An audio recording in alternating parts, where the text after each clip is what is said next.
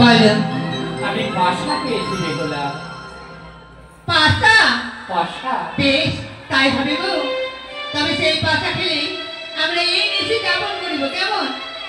হ্যাঁ বেহুলা, তাই বলি বেহুলা, ওই গায়ে রয়েছে পাশা, ওই পাশা তুমি নিয়েছো, আমরা দুজন মিলে এই বাসর ঘরে পাশা খেলবো বেহুলা। বেশ, তাই হবে প্রেরণা। সেই পাশা খেলে আমরা নিশি যাপন করিব।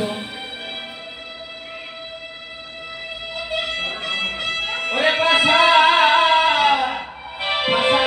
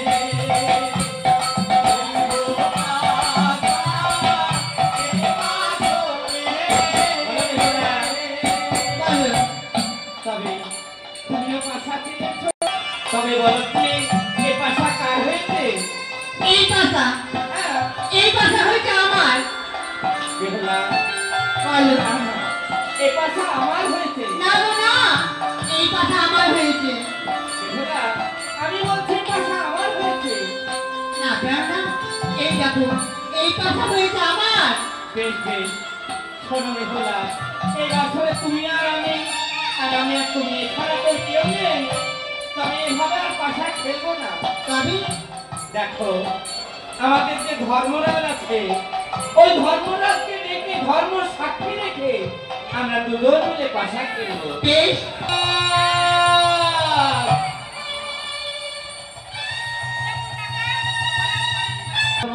হ্যাঁ বলো। তব চরণে প্রণাম। আশীর্বাদ করে দেবসুখী হও। আমরা এই বাসর ঘরে কেন ডেকেছি জানো?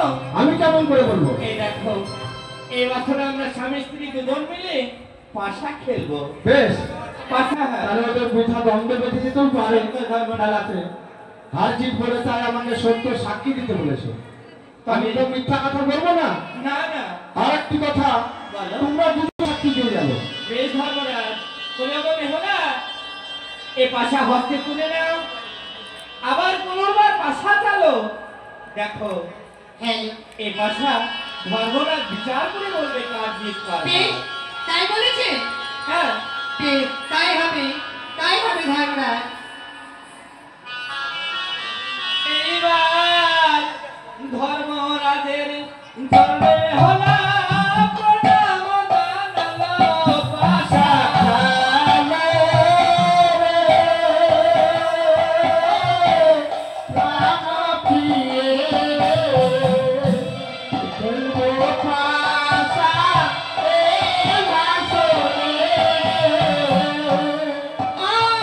আরে মনে আনন্দে কুসুমিয়ান উপাসনে পেয়েছে ইষ্টদেবের বলে নাম রেখেছে লক্ষ্মীধর। আর লক্ষ্মীধর বড় হয়েছে তার বিবাহ দিয়েছে উচ্চারী নগরে।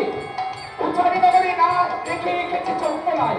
চম্পলায় না রেখে লক্ষ লক্ষ টাকা ব্যয় করে বেঁধেছে শান্তির জমিতে লোহামাই প্রাচীর বাসন ঘর। সেই বাসন ঘরে বিশিটা করতেছি। ও দিদি তুমি তো জানো আজ ওই জনসেবার বাদ লক্ষ্মীধরের জীবনটুকু কিভাবে কেমন করে আমি নিয়ে আসবো। তাই বলে ওরে মনসা, তার ৬-৬টি পুত্র তুই দংশন করে ভাসিয়ে দিয়েছিস সাগর জলে। খালি এই পুজোরই মনসায়, মানে তোরও রাগ কমবে না, আর চন্দ্র সাথে তোকে পুজো দেবে না। তাই এখন এই ইষ্টদেবের ঘরে একখানা পুত্র সন্তান পেয়েছে লক্ষ্মীর ঘর। তাহলে তোকে বলতে হবে যে এই তোকে দংশনটা কেমন করে বলবে, তাই তো? ইয়ার কাজ কর, তোর ঘোড়া নাককে ডেকে পাঠিয়ে দে ওই বাসর ঘরে। ও দিদি এত রাত থাকতে ওই ঘোড়াটাকে দাঁড়ায় আবার কি কাজ শিখতে হবে? হ্যাঁ মনসা, তোর ঘোড়াটাকে দাঁড়াতেই কাজ শিখতে হবে। তুই ঘোড়াটাকে বৃষ্টি দিয়ে পাঠিয়ে দে, যাক তোর কাজ শিখতে করে চলে আসবে। বেশ, তোমাকে এই মুহূর্তে আমার ঘোড়াটাকে ডাকছি। বলি কোথায় রে ঘোড়াটাল? ঘোড়াটাল!